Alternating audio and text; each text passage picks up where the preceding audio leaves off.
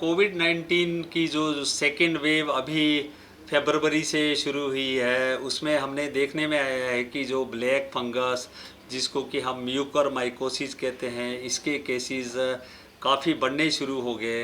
वैसे तो जो म्यूकरमाइकोसिस और ब्लैक फंगस के केसेस कोविड से शुरू होने से भी पहले हम लोग देखते थे, पर साल में काफ़ी कम केसेस पीजीआई में आते थे।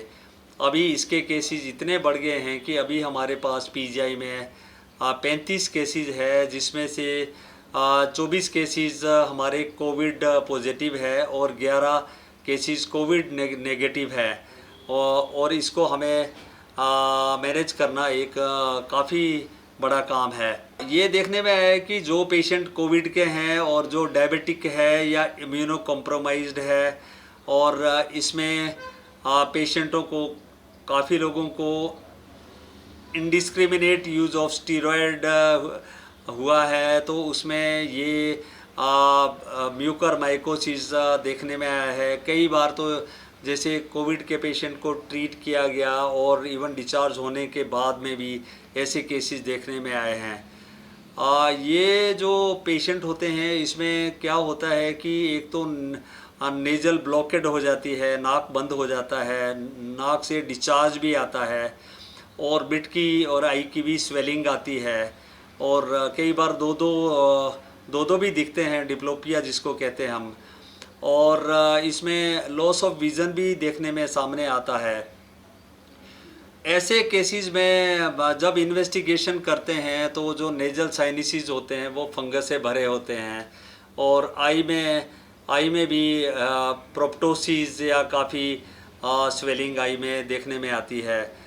इसके लिए सिंपल टेस्ट है कि नो से सैंपल को टेस्टिंग के लिए भेजा जाता है, जिसमें कि म्यूकरमाइकोसिस को कंफर्म किया जाता है।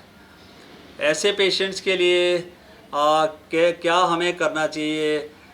एक तो ये है कि जो डायबिटिक पेशेंट्स है उनका कंट्रोल का होना ज़रूरी है, डायबिटिक कंट्रोल ज़रूरी है। दूसरा, अगर वो हाई डोजेज ऑफ स्टीरॉयड पे है तो उनका जो स्टीरॉयड है उसको हमें रिड्यूस करना पड़ता है। तीसरा ये है कि जो सर्जिकल ट्रीटमेंट है, जो साइनसिस, आमतौर पे जो भी साइनसिस है, जैसे कि इथमोइडल या मैक्सिलरी साइनस भरे होते हैं, तो उसको हमें डिब्राइड करना ज़रूरी होता है। कई बार तो सिचुएशन इतनी भयंकर होती है कि जैसे ऑर्बिट और आई को भी निकालना पड़ जाता है।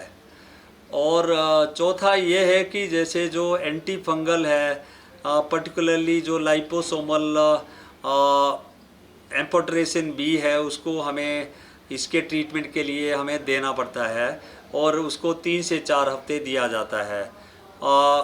जब एक बार ट्रीटमेंट ऐसे मरीजों को ना दें तो प्रोग्नोसिस काफ़ी पुअर होता है। अगर मैं तो यही समझता हूँ कि इसके लिए सबसे बड़ी बात है कि हमें प्रिवेंशन करना है। कोई भी पेशेंट जो कोविड पॉजिटिव है, उसमें अगर साथ साथ में डायबिटिक है, तो उसमें हमें स्टीरॉयड को तभी देना है जब बहुत ही अत्यंत आवश्यक हो। अगर सिचुएशन अच्छी हो तो स्टीरॉयड को देने की ज़रूरत भी नहीं है। और दूसरा ये कि कंट्रोल, डायबिटिक का कंट्रोल भी काफ़ी ज़्यादा ज़रूरी है।